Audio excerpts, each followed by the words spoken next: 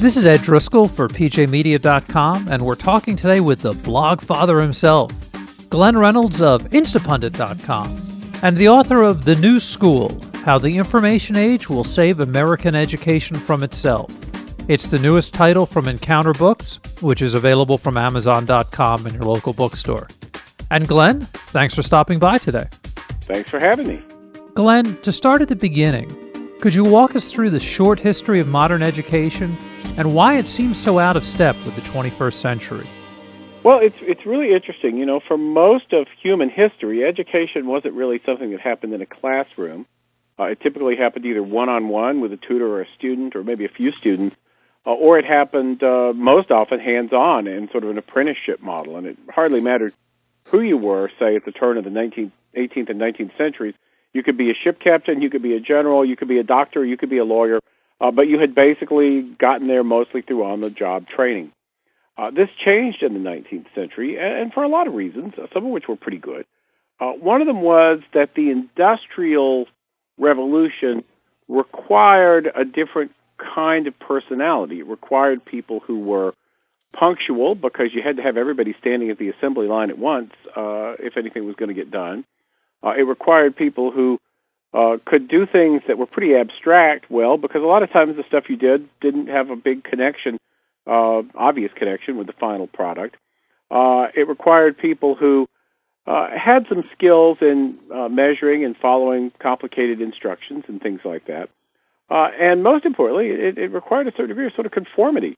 So what happened was the first people to really put this model to work in education were the Prussians, and they did this because they really believed that schools should sort of be factories for producing citizens of the sort that the leaders wanted. And this was also popular with some Americans. And Horace Mann, who was the secretary of the Massachusetts Board of Education, traveled to Prussia, really liked what he saw, liked the idea of sort of rebuilding society. His phrase was, "Men are cast iron, but children are wax." And so he brought this Prussian approach back, where it met some resistance. The American literacy at the time was very high through a pretty decentralized model of sort of, one-room schoolhouses and homeschooling and things like that.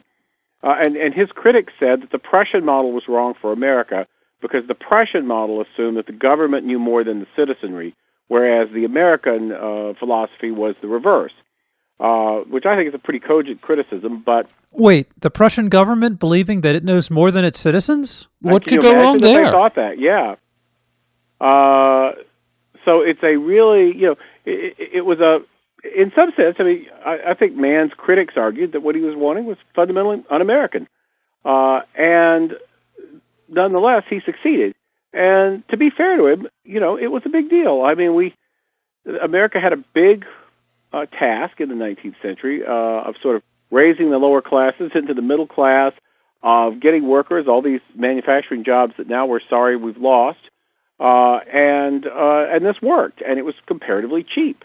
Like industrial production itself, the industrial model of education sort of produced a standardized product comparatively cheaply and repeatably. So it was not necessarily a failure, but it was designed to turn out dutiful assembly line workers in the 19th century. So now we're in the 21st century. Okay, we live in a world where it's not like Henry Ford's Model T, where you could get any color you wanted as long as it was black. We live in a world now where we have 900 kinds of shampoo, and yet the public education model fundamentally still assumes that you want one kind of education. And we know now that kids are different. They have different abilities. They have different interests. They have different ways of learning.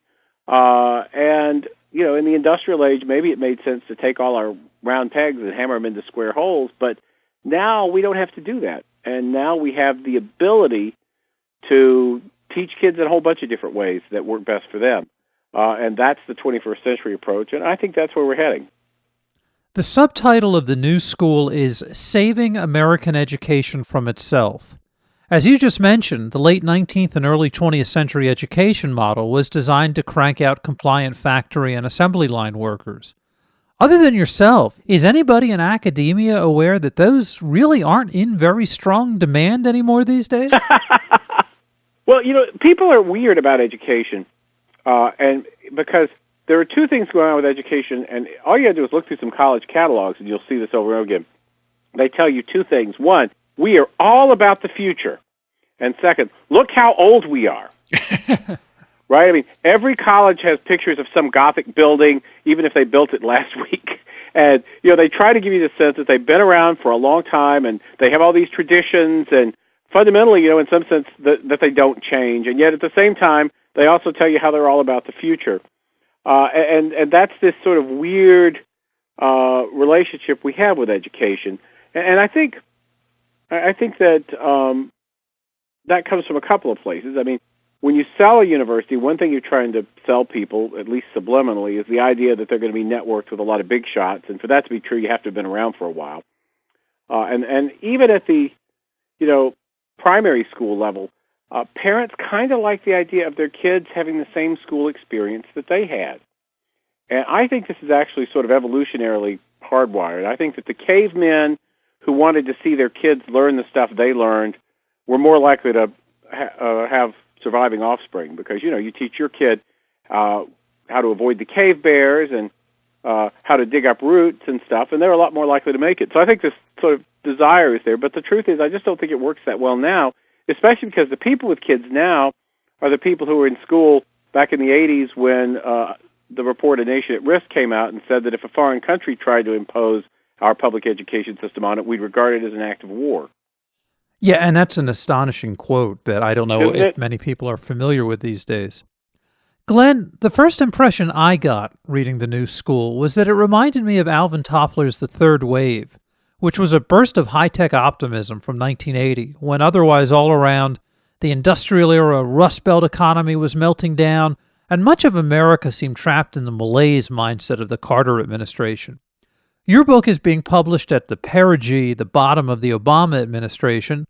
Are you optimistic that academia can find a way out of our current malaise? Well, yeah. I'll tell you a couple of reasons why.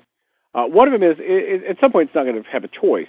And you already see this. In the K-12 area, we're seeing an implosion as a lot of big traditional school systems in big cities with unionized teachers are hemorrhaging students so rapidly that they're actually having to lay off people.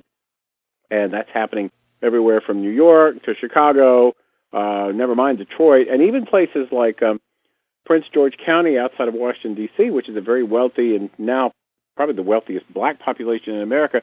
People are pulling their kids out of public schools. It's not white flight now, it's just flight, because they think the public schools are dangerous and not teaching them enough.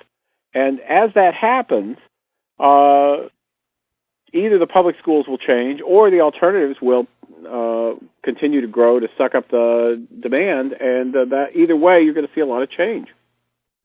But unlike most of Toffler's books, your book isn't envisioning a techno-utopia where the internet and technology are magic bullets that cure all of academia's woes, right?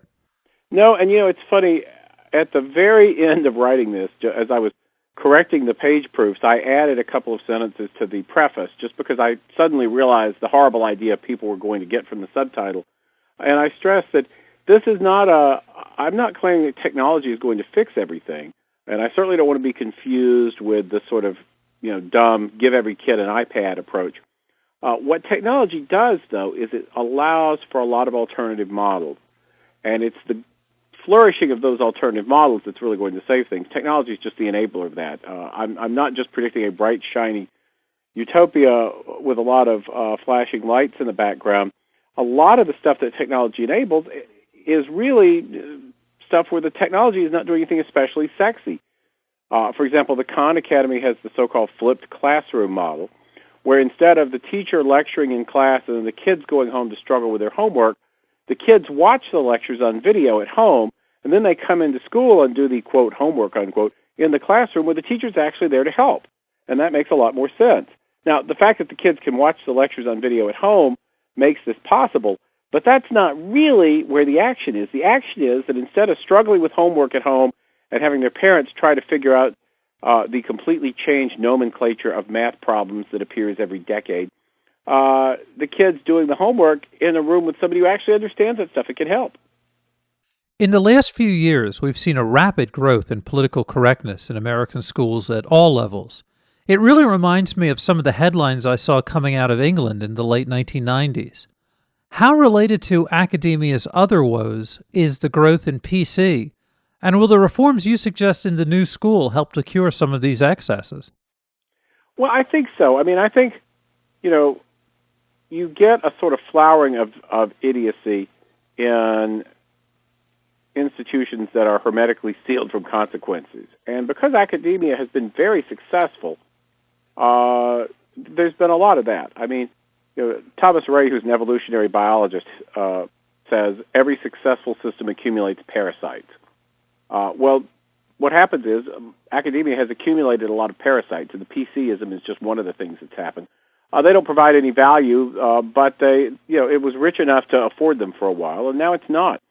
A lot of people who are moving their kids out of public schools are doing so in part because, especially if their kids are boys, they feel like they're not going to be well served and that they're going to be taught things that they disagree with and disapprove of. And, of course, it's also, as somebody once said to me, nobody ever got shot or knocked up in an online school, so there's that. And I also think at the college level, between the extreme expense that college offers now and the often unwholesome environment of hard drinking dorms and things like that, a lot of people think online school looks good for college too.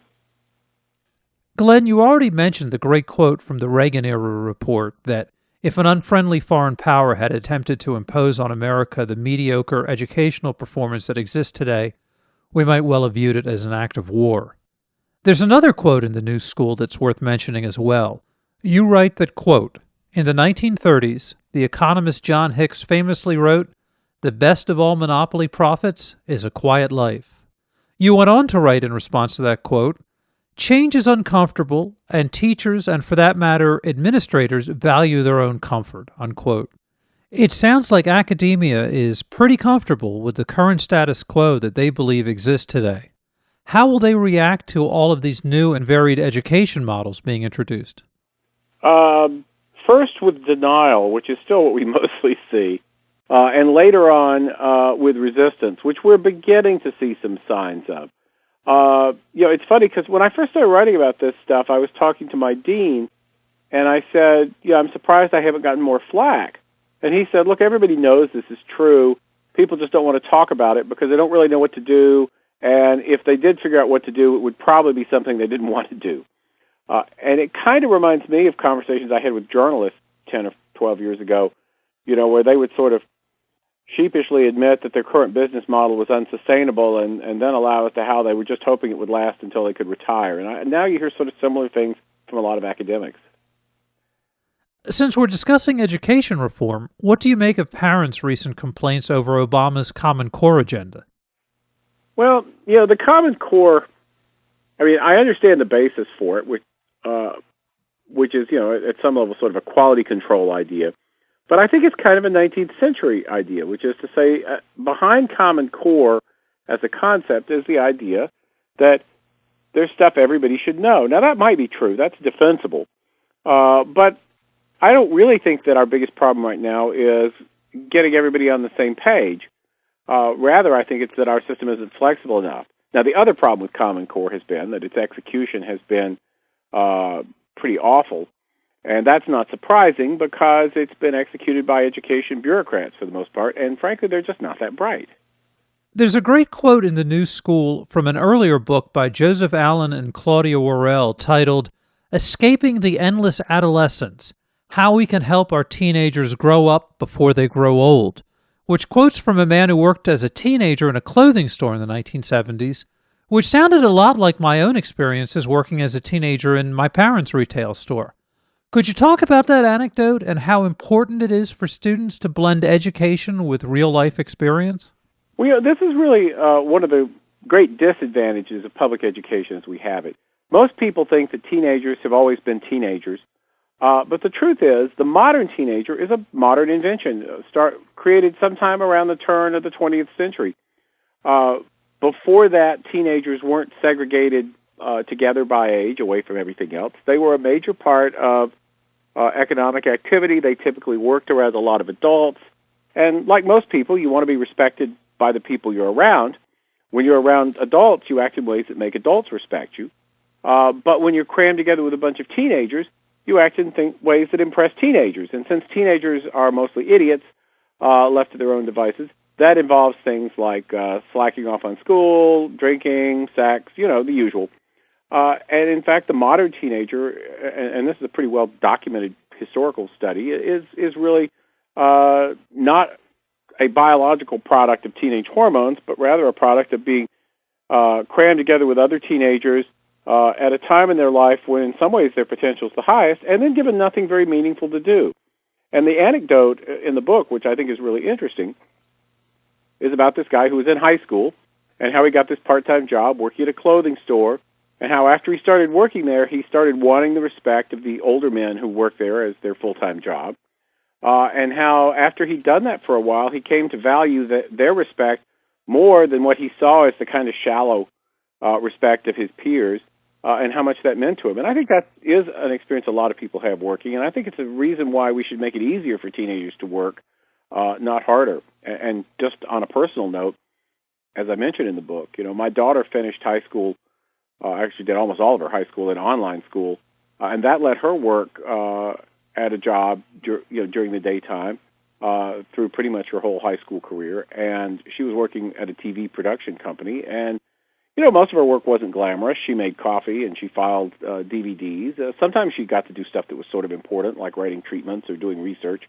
But the main thing was, instead of being around a bunch of teenagers in an artificial environment, she was in a real place working with sort of high-level adults where actions had consequences, and it was really important to, meet deadlines and do things right, and you wanted people to think well of you, and I think that was a better experience.